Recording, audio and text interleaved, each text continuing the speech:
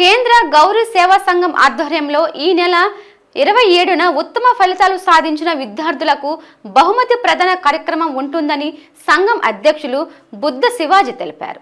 ఈ మేరకు నేడు రైల్వే న్యూ కాలనీలోని కేంద్ర గౌరవ సేవా సంఘం కార్యాలయంలో ఆయన విలేకరులతో మాట్లాడుతూ విద్యార్థుల్ని అన్ని విధాలా ప్రోత్సహించాలనే ఉద్దేశంతో వారికి ప్రోత్సాహక బహుమతులిచ్చి సత్కరించేందుకు కార్యవర్గం నిర్ణయించినట్లు తెలిపారు.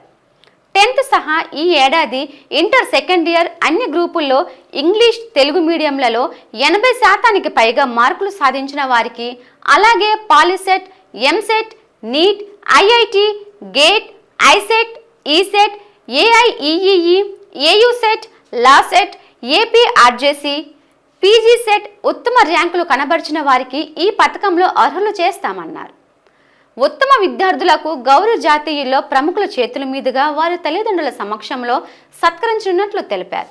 అలాగే ఈ నెల 27న ఉదయం 9 గంటలకు తాటిచెట్లపాలెంలోని ఆశీర్వాద్ కళ్యాణ మండపంలో నిర్వహించనున్న సభకు అంతా విచ్చేయాలని బుద్ధ శివాజీ కోరారు.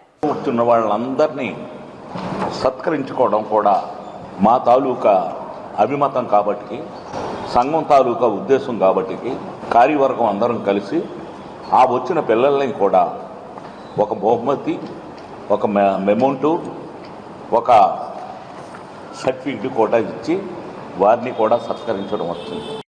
కేవలం ఈ కార్యక్రమం తాలూకా ఉద్దేశం అంటే గవర జాతిలో పిల్లలందరూ అత్యున్నతంగా చదవాలనేదే మా కమిటీ తాలూకా, మా కేంద్ర గౌరీ సేవా సంఘం తాలూకా అభిప్రాయం. విద్య లేని వాళ్ళు ఎవరూ ఉండకూడదు గవర కులస్తుల్లో అనేదే ప్రథమ లక్ష్యం. ఆ లక్ష్యాన్ని 86 నుంచి స్టార్ట్ చేస్తున్నాం. అప్పటికిప్పటికీ విద్యావంతులు మా దాంట్లో అమూల్యంగా పెరుగుతున్నారు. ఇంకా చాలా తక్కువగా ఉన్నారు.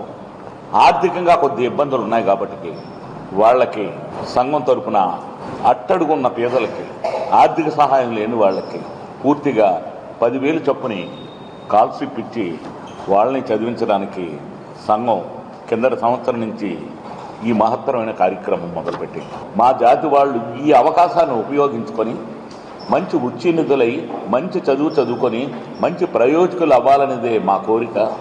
అటువంటి కోరికను తీర్చే బాధ్యత మా జాతీయులందరి మీద ఉందని, సహృదయంగా ఎవరికైనా ఏదైనా ఈ కరపత్రం అందనని ఎడల సహృదయంతో మీరిచ్చే మెసేజ్ చూసుకొని సకాలంలో ఆ కార్యక్రమానికి అప్లికేషన్లు పెట్టవలసిందిగా మరి కోరుతున్నాం.